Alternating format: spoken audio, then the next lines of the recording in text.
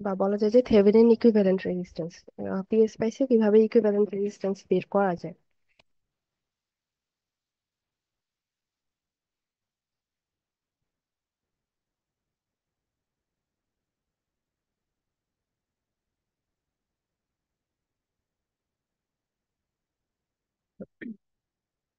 তো ধরুন যে যে কোনো একটা সার্কিট প্রথমে নিয়ে নেই, সেই সার্কিটে কিভাবে step by step equivalent resistance বা থেভেনিন ইকুইভ্যালেন্ট রেজিস্ট্যান্স বের করা যায় সেটা দেখব।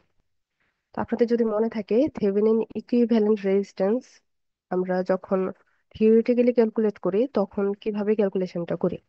প্রথমে একটা সার্কিট ড্র করে নিই, যে কোনো একটা সার্কিট। আপনারা নিজেদের ইচ্ছে মতো একটা ডিসি সার্কিট ড্র করে নিতে পারেন।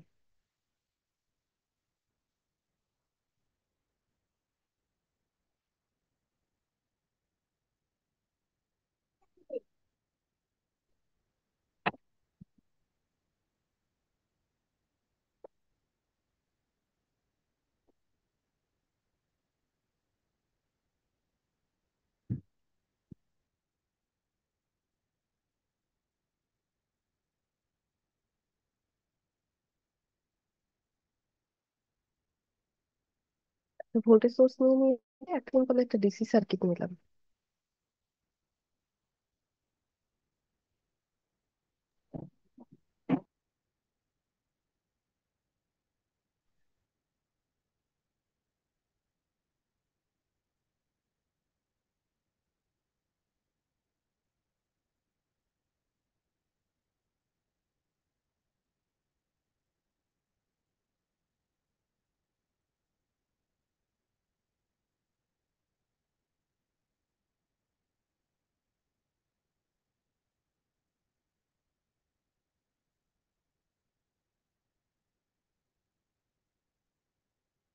আচ্ছা, তো ধরে নিচ্ছি এই হচ্ছে সার্কিট।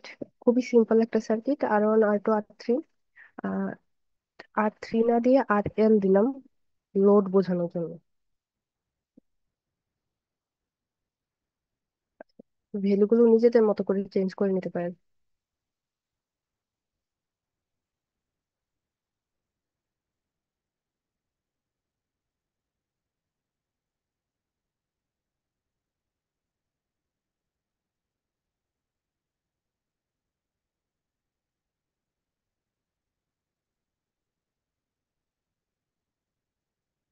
এবং একটা সিম্পল সার্কিট নিলাম যেখানে হচ্ছে আমাদের ইকুইভ্যালেন্ট রেজিস্ট্যান্স বের করতে হবে। আচ্ছা, এখানে আর কিছু একটা কারেন্ট সোর্সও দিয়ে দিই।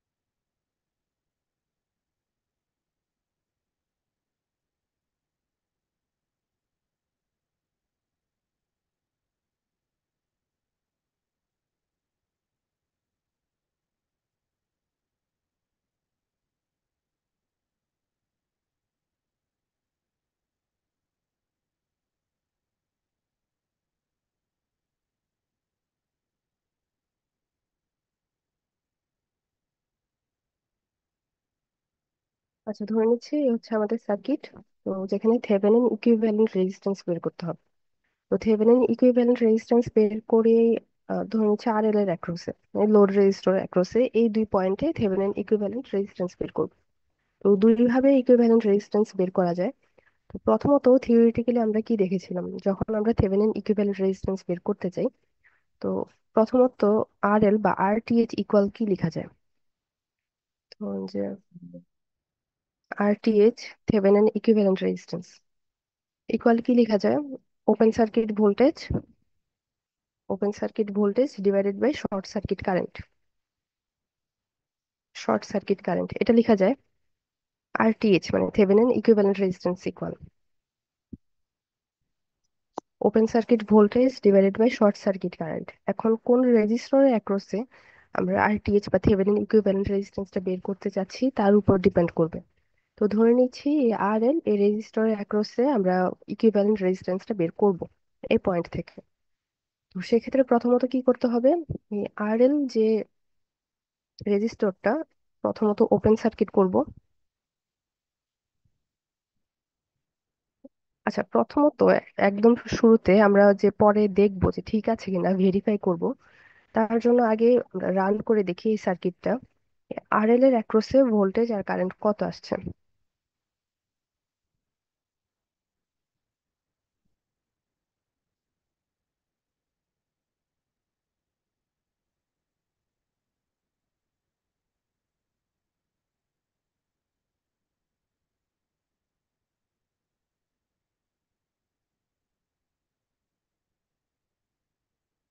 মাইনাস আসছে, কারণ হচ্ছে এই কারেন্ট সোর্সটা যদি বিপরীত ভাবে দিয়েছে এই জন্য সেটা আমি রোটেট করে দিই।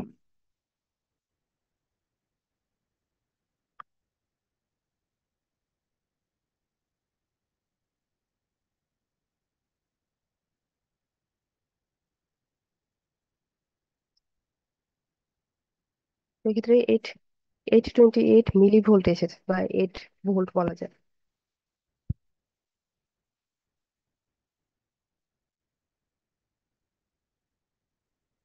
তো এখন উম,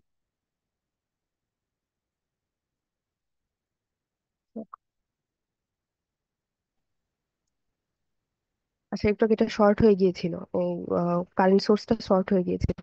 তো একটু খেয়াল করুন আর এল এর অ্যাক্রসে ভোল্টেজ আসছে 3.529, আর বাকি ব্রাঞ্চে তো ভোল্টেজ আছেই। এখন আমরা থেভেনিন ইকুইভ্যালেন্ট অ্যাপ্লাই করে দেখবো যে সেম ভোল্টেজ আমরা পাবো কিনা।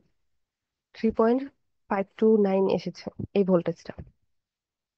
তো প্রথমত আমরা জানি যে RTH equal open circuit voltage divided by short circuit current. তো প্রথমত আমাদের ওপেন সার্কিট ভোল্টেজটা ক্যালকুলেট করব, এরপর হচ্ছে শর্ট সার্কিট কারেন্ট ক্যালকুলেট করব। লোড রেজিস্টর তো ওপেন করে দিলাম, রেজিস্টরটা সাইডে কোথাও রাখছি। এখন ওপেন সার্কিট ভোল্টেজ যেহেতু ক্যালকুলেট করতে যাচ্ছি, এটা যদি আমরা এভাবে সিমুলেট করি তাহলে কিন্তু এরর দেখাবে, কারণ সার্কিটটা কমপ্লিট হয়নি।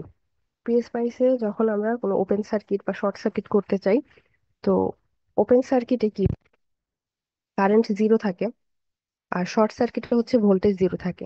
তো আমরা এই দুইটা কানেকশনে যদি ওপেন সার্কিটের ক্ষেত্রে 0 এম্পিয়ারের কোনো একটা কারেন্ট সোর্স দিই, তখন বোঝা যাবে এই কানেকশনটা ওপেন আছে।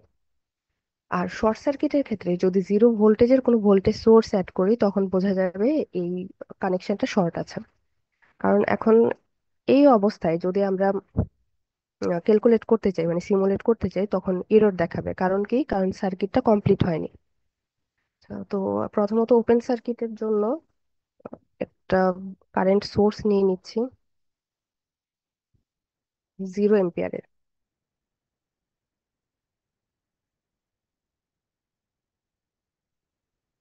0 এম্পিয়ার জাস্ট কানেক্ট করে দিই,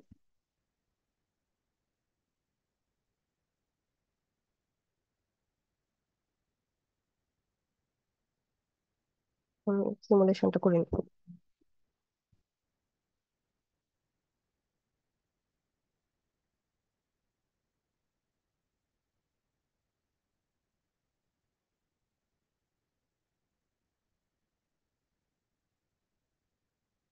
আচ্ছা, একটু আগে কিন্তু এরর দেখাচ্ছিল, কারণ হচ্ছে আমি যে লোড রেজিস্টরটা রেখেছি যে কোনো এলিমেন্ট এভাবে যদি বাইরে রেখে দিই তাহলে এটা ওপেন সার্কিট বা বলা যায় যে ইনকমপ্লিট সার্কিট হিসেবে ক্যালকুলেট করে নেয় পিএসপাইস। তো এই কারণে একটু আগে যখন রেজিস্টরটা রেখেছিলাম এই কারণে হচ্ছে এরর দেখাচ্ছে। তো সার্কিটের বাইরে বা ডিসকানেক্টেড অবস্থায় কোনো এলিমেন্ট যদি পিএসপাইসে রেখে দেন তখন হচ্ছে এরর দেখাবে। আচ্ছা, তো যেটা বলছিলাম আমরা 0 এম্পিয়ারের একটা কারেন্ট সোর্স কানেক্ট করেছি, তার মানে ওপেন সার্কিট এই সার্কিটটা এই কানেকশনটা। তো এখন আমরা ভোল্টেজের মান পাচ্ছি 10 ভোল্ট, মানে ওপেন সার্কিট ভোল্টেজ হচ্ছে 10 ভোল্ট।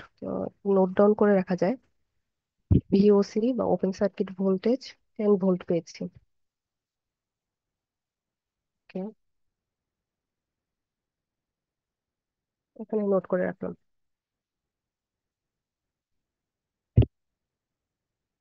আচ্ছা, এখন দেখতে হবে আমাদের শর্ট সার্কিট কারেন্ট। সেম ভাবে কারেন্টটাকে ডিলিট করে দিলাম। শর্ট সার্কিট মানে কি? Zero voltage.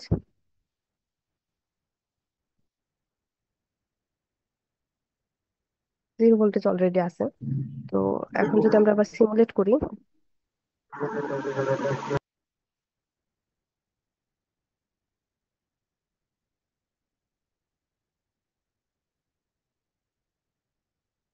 কারেন্টটা যদি দেখি, এই জায়গায় এই শর্ট সার্কিট কারেন্ট হচ্ছে 545.46। এই কারেন্টটাও নোট ডাউন করে রাখি।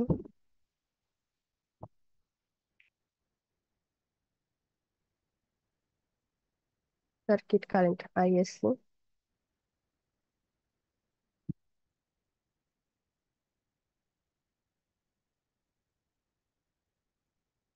এটা হচ্ছে মিলি অ্যাম্পিয়ারে আছে।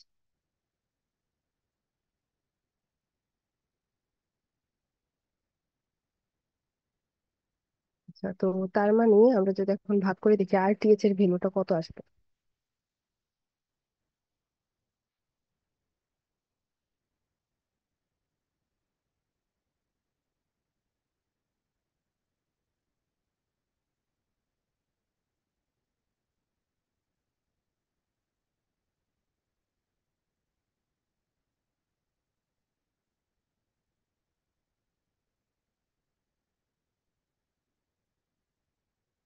আরটিএইচ যদি ভাগ করে দিই তাহলে আসবে 0.018 কিলো ওহম। লিখে নিই।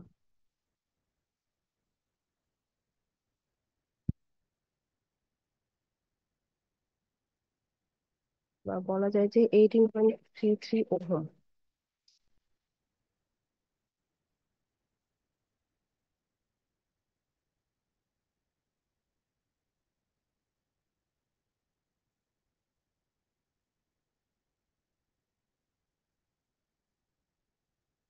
তো এখন আমাদের একটা ইকুইভ্যালেন্ট সার্কিট তৈরি করতে হবে, যেখানে আরটিএইচ থাকবে, আরএল থাকবে, আর কি থাকবে, ভিটিএইচ থাকবে।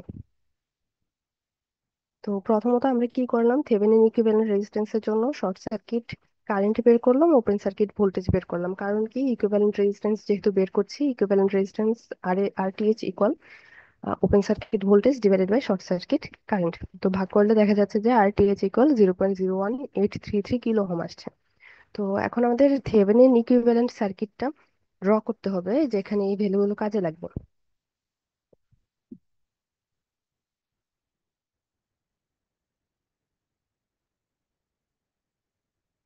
তো আরেকটা সার্কিট এখন তৈরি করে নিই। তো থেভেনিন ইকুইভ্যালেন্ট সার্কিটে কি কি থাকে? Thevenin equivalent voltage, Thevenin resistance আর লোড রেজিস্ট্যান্স। জাস্ট সিম্পল একটা সিরিজ সার্কিট।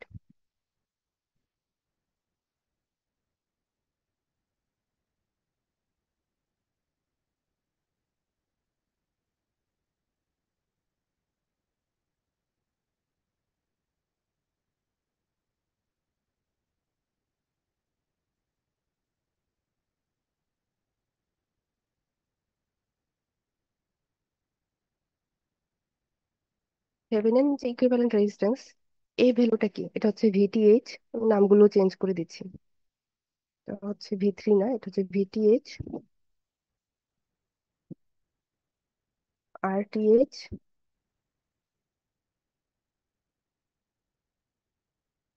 আর লোড রেজিস্টর আরএল। আচ্ছা, আমরা একদম শুরুতে আরএল নিয়েছিলাম 10 10 ওহম, মনে হয় নিয়েছিলাম 10 ওহম। আর আরটিএইচ বের হয়েছে আমাদের 0.01833 কিলো ওহম।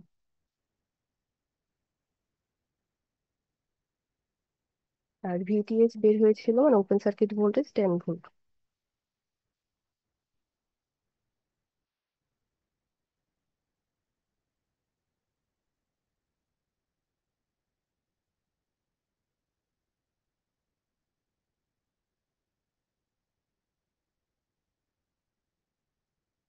এখন যদি ভোল্টেজটা দেখি, একদম শুরুতে আপনাদের যদি মনে থাকে, অরিজিনাল যে সার্কিটটা ছিল, আরএল এর অ্যাক্রসে ভোল্টেজ 3.5 সামথিং ছিল, 5.3 বা এরকম কিছু। তো এখন আমরা এই থেভেনিন ইকুইভ্যালেন্ট, এই যে নিচের সার্কিটটাও যেটা থেভেনিন ইকুইভ্যালেন্ট সার্কিটও দেখা যায় যে আরএল এর অ্যাক্রসে যে ভোল্টেজটা বা ভিএল 3.53। তো আর ইকুইভ্যালেন্ট রেজিস্ট্যান্স তো বের করলামই। ইকুইভ্যালেন্ট রেজিস্ট্যান্সটা হচ্ছে VOC divided by ISC, open circuit voltage divided by short circuit current করলে বের হয়ে যাবে। তো এটা বলা যায় যে verification of Thevenin voltage, Thevenin থিওরামটা আমরা হচ্ছে এভাবে ভেরিফাই করতে পারি, এবং সাথে ইকুইভ্যালেন্ট রেজিস্ট্যান্সটাও বের করতে পারি। আরো একটা ওয়ে আছে থেভেনিন ইকুইভ্যালেন্ট রেজিস্ট্যান্সটা বের করার। সেটা হচ্ছে, ধরুন যে এই যে উপরের সার্কিটটাই, এই সার্কিটটাই ছিল ধরে নিচ্ছি।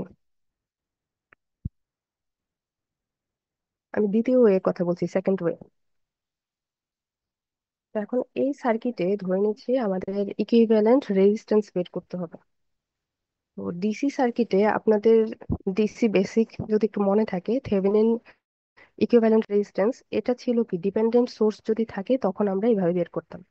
আর যদি কোনো ডিপেন্ডেন্ট সোর্স না থাকে তখন আরেকটা ওয়ে ছিল, সেটা কি, জাস্ট এই সাইড থেকে মানে যার অ্যাক্রসে আমরা দেখব সেই সাইড থেকে ইন্ডিপেন্ডেন্ট সোর্স গুলোকে প্রথমত ডিএক্টিভেট করে এরপর হচ্ছে বাকি কানেকশন গুলো কিভাবে আছে এভাবে ক্যালকুলেট করতাম।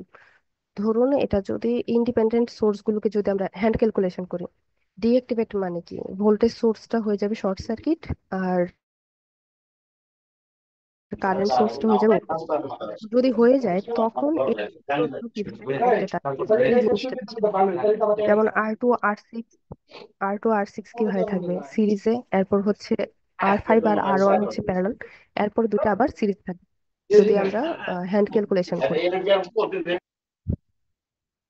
তো এখন সেম জিনিসটাই আমরা যদি দেখতে চাই, থেভেনিন আমরা অ্যাপ্লাই করব না, ওপেন সার্কিট বা শর্ট সার্কিট যদি অ্যাপ্লাই না করি, মানে বলা যায় যে যদি ডিপেন্ডেন্ট কোনো সোর্স না থাকে, সবগুলোই ইন্ডিপেন্ডেন্ট সোর্স, তো সেই ক্ষেত্রে কিভাবে ক্যালকুলেট করব। তো দ্বিতীয় ওয়েটা হচ্ছে, শুধুমাত্র যদি ডিপেন্ডেন্ট সোর্স না থাকে, শুধু এরকম যদি থাকে সিম্পল সার্কিট, তখন এতক্ষণ যে ওয়েটা দেখালাম এভাবেও করা যাবে। অথবা আরটিএইচ যেহেতু বের করব, ইকুয়াল কি ভোল্টেজ বাই কারেন্ট, মানে open circuit voltage by short circuit current, voltage divided by current. এখন এই পয়েন্ট থেকে আমরা বের করব ইকুইভ্যালেন্ট রেজিস্ট্যান্সটা। এখন এই পয়েন্টে যদি আমরা একটা 1 এম্পিয়ারের কারেন্ট সোর্স অ্যাড করি, মেইনলি আমরা কি বের করতে চাচ্ছি, যে এই দুই পয়েন্টের মধ্যে ইকুইভ্যালেন্ট রেজিস্ট্যান্স কত, মানে টোটাল সার্কিটটাকে যে রিপ্রেজেন্ট করতে পারবে। তো সেক্ষেত্রে এই দুই পয়েন্টের মধ্যে ভোল্টেজ কত কারেন্ট কত এটা যদি আমরা বের করতে পারি, তাহলে ভাগ করে দিলেই আর বের হবে, মানে রেজিস্ট্যান্স বের হবে। তো এখন ভোল্টেজ ডিভাইডেড বাই 1 এম্পিয়ার যদি দিই, তো তার মানে কি, তার মানে হচ্ছে এই দুই পয়েন্টের ভোল্টেজটা যদি বের করতে পারি, তাহলে সেটাই হবে আরটিএইচ এর ভ্যালু। তো প্রথমত ইন্ডিপেন্ডেন্ট সোর্স গুলোকে ডিএক্টিভেট করে নিই, এটা হয়ে যাবে 0 ভোল্ট, আর এটা হয়ে যাবে 0 এম্পিয়ার। ডিএক্টিভেট করে নিলাম। এখন যে টার্মিনালের মধ্য দিয়ে আমরা ক্যালকুলেশনটা করতে চাচ্ছি, মানে ইকুইভ্যালেন্ট রেজিস্ট্যান্স বের করতে চাচ্ছি, এখানে একটা কারেন্ট সোর্স যদি অ্যাড করি,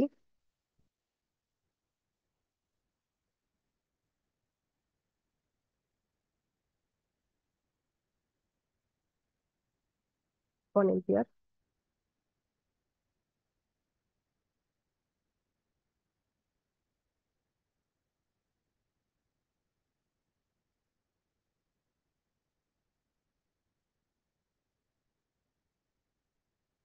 এই যে দেখুন, দুই পয়েন্টের ভোল্টেজ কত, 18.33, আর আমাদের আরটিএইচ কত বের হয়েছিল। মানে এখন এই যে এই ইকুয়েশন থেকে কি দেখা যাচ্ছে, আরটিএইচ ইকুয়াল ভি, মানে এই দুই পয়েন্টের যত ভোল্টেজ থাকবে 1 দিয়ে ভাগ করা মানে কি সেই ভ্যালুটাই, তো যে ভোল্টেজটা পাবো সেটাই হবে কি ইকুইভ্যালেন্ট রেজিস্ট্যান্স। তো এক্ষেত্রে কি পাচ্ছি, দুই পয়েন্টের মধ্যে ভোল্টেজ পাচ্ছি 18.33, মানে এটাই আরটিএইচ, মানে এত ওহম। আমরা এর আগে যখন আগের ক্যালকুলেশন দিয়ে বের করেছিলাম, আরটিএইচ ইকুয়াল কি বের হয়েছিল, 0.01833 কিলো ওহম, মানে 18.33 ওহম। দুইটা কিন্তু মান ম্যাচ করছে। এই অবস্থায়ও আমরা লিখতে পারি RTH ইকুয়াল 18.33 ওহম। আচ্ছা, তো এই দুই ভাবে আপনারা ইকুইভ্যালেন্ট রেজিস্ট্যান্স বের করতে পারবেন। যে কোনো একটা সার্কিট যদি থাকে সেটা ভেরিফাই করার জন্য থেভেনিন ভাবেও বের করতে পারবেন, এই যেভাবে ওপেন সার্কিট বা শর্ট সার্কিট করে, অথবা একটা 1 এম্পিয়ারের কারেন্ট সোর্স অ্যাড করে তখন তার অ্যাক্রসে যে ভোল্টেজের মানটা আসছে সেই ভোল্টেজের মানটাই হবে ইকুইভ্যালেন্ট রেজিস্ট্যান্সের মান। দুইটা ওয়ে আছে, যে কোনো ওয়েতে আপনারা কাজ করতে পারেন। এখন অবশ্যই এই জিনিসটা মাথায় রাখবেন, সেকেন্ড যে ওয়েটা সেটা হচ্ছে যদি সার্কিটে শুধুমাত্র ইন্ডিপেন্ডেন্ট সোর্স থাকে তখন তখন এপ্লিকেবল হবে। যদি ডিপেন্ডেন্ট সোর্স থাকে তখন এপ্লিকেবল হবে না, এর মান সেম আসবে না। তো সেই ক্ষেত্রে ডিপেন্ডেন্ট সোর্স থাকলে প্রথম ওয়েটাই আপনাদের ক্যালকুলেশনে ইউজ করতে হবে। তো এই জন্য প্রথম ওয়েটা শিখে রাখলে যে কোনো সার্কিটের জন্য এপ্লিকেবল হবে। কারো কি কোনো প্রবলেম আছে ইকুইভ্যালেন্ট রেজিস্ট্যান্স বের করার বা থেভেনিন থিওরেমটা?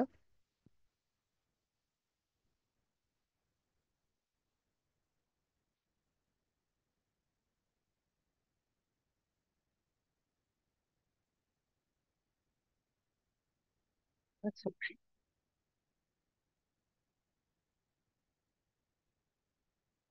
আচ্ছা, চ্যাট বক্সে কি সবাই রোল নং লিখেছেন?